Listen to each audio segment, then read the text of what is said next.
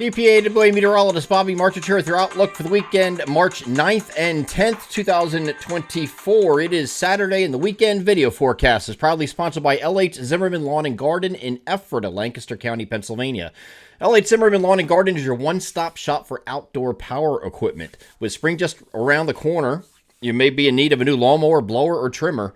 They carry a full line of top-quality consumer and commercial mowers from Bad Boy to Ariens. For your handheld needs, they carry Echo and Greenworks gas and battery equipment. Stop at their location at 730 Glenwood Drive in Ephrata, Pennsylvania. Mention you saw this ad on EPAWA to receive $150 off the purchase of any zero-turn mower. Offer expires April 30th, 2024. They are LH Zimmerman Lawn and Garden in Ephrata, Pennsylvania, proud sponsors of the weekend video forecast. Speaking of lawn, I just had my lawn fertilized yesterday, and it's that time of year, folks. So if you're looking in the market for something like that, LH Zimmerman is a good spot to go and pick some equipment up for the upcoming season. Time to start thinking about the growing season, and the grass is going to be growing or be mowing grass before you know it. This is the NAM high-res future simulated radar that we're starting off with today, and this is looking at the rain that is advancing toward the region. We will start off cloudy this morning. This is looking at 10 a.m. Leading edge, this did speed up a little bit from what we saw yesterday, but the leading edge is right about here. So at that point, everywhere east of there is still cloudy. It's going to be moving up in that direction. So if you have anything to do it early today. That's outdoors, or you have to go to the store or get groceries, pick up something from the hardware store, whatever. Stop at an LH Zimmerman. Whatever you got to do, just make sure you do it early to avoid the rainfall, because that comes in pretty quick, and this is looking at 1 p.m. After that, it's going to come into showers as first, and then it's going to evolve into a steady periods of rain, and that is going to become a little steadier and heavier during the evening. You see the embedded yellows in here as we go throughout the evening. And this should end just sometime after midnight as it pulls off to the north and east. So this is not something that's going to linger into Sunday. However, Sunday, as I switch this over to a precipitation type radar, there could be a few lake effect snow showers moving across the northern tier, as you can see here. NAM's actually suggested some of these streamers making it all the way down past I-78 on Sunday afternoon and evening. So that's certainly possible. We'll keep an eye on that, but this is just going to be, your typical snow squall stuff. So quickly whitens the ground and disappears. And nothing to worry about as far as major accumulations or anything like that. It's going to be windy here on Sunday in the wake of this, and that is going to be the bigger story in the wake of this system. Here's what this looks like synoptically, the overview of it. And here's that the rain moving in later Saturday and continuing into later Saturday night and the pre-dawn hours of Sunday, of course, and then lake effect snow showers, again, mainly across the northern tier, but some of those might sneak a little bit further south. Here's what we have as far as total rainfall from the system. And this is we're at either side of an inch here, but area, we draw a line kind of like right here. Area south and east there, you're probably like a ½ inch, 3/4 of an inch, something like that. But once you get northwest of there, you're anywhere between 3/4 of an inch and 1.25 inches. So it did bump up a little bit as far as precipitation, or total precipitation of the system is concerned. And again, this is the bigger story is going to be the wind following this, and this is on Sunday. So Sunday, we're going to have the winds increase during the morning. This is going to be mainly most prevalent across our southern areas, closest to that low-level jet moving through. And we'll have some wind gusts there that are going to be upper 30s. Up here, though, I don't see it being too bad. Up in these parts, normally it's backwards. The northeast PA mountainous areas get a little bit windier. I don't see that being too bad here on Sunday. You get some gusts in the upper 20s to low 30s, it looks like, on Sunday, especially later in the day.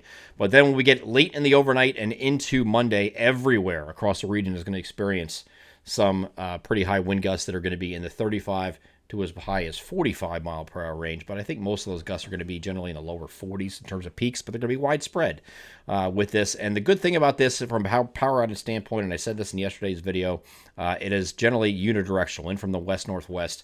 So we're not having a wind shift. We have a lot of power outages. That's usually because you had a strong southerly flow or southwesterly flow ahead of a cold front, and then a sudden wind shift that is equally as strong, if not stronger, behind the cold front when it moves through. And it's that abrupt change in wind direction that really does that number on the trees, which of course fall on the power lines, and you have issues with power, right? Okay, so there will be some power outages. They'll be more scattered. I don't think it's going to be a widespread thing, but there is that opportunity, and the reason for that isn't so much that the winds are ridiculously high, but it is long duration, and there is saturated ground prior, of course, because we have all of this falling prior to any wind coming in. Though we're not going to be dealing with precipitation Sunday except for a few snow showers, which won't really add to any power outage concerns at all. But this is just because the ground is going to be so saturated from all the rain we've had recently. Snow melt in February, all that combined to make this what it is, okay?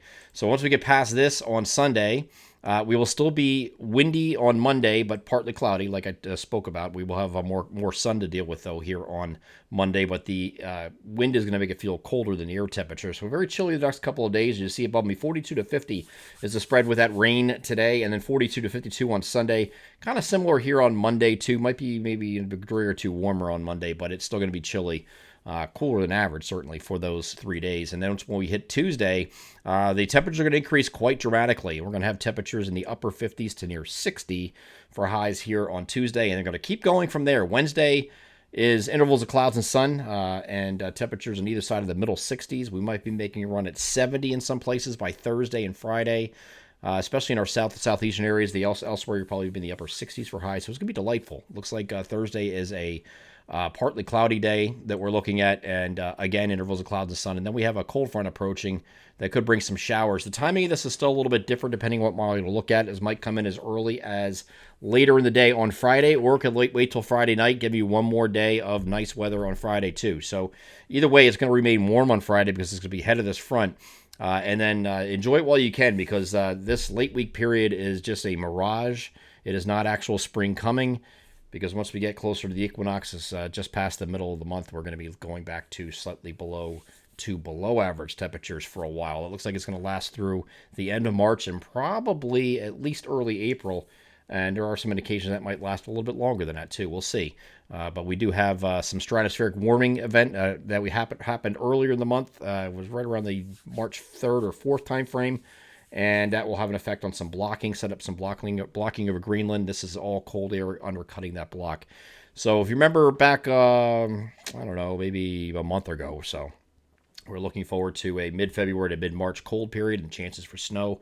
Well, it's coming. That stratospheric event failed. This one that happened at the beginning of the month did not fail. And therefore, with that zonal wind reversal, we are going to have cold temperatures settling in exactly when we don't want it, unfortunately, when it's the start of spring. And that looks like we're going to start off spring on a sluggishly cool side of average, when nobody wants that. I'm EPAWA meteorologist Bobby Marchers. That is your outlook for the weekend, March 9th and 10th, 2024. Have a great Saturday and Sunday.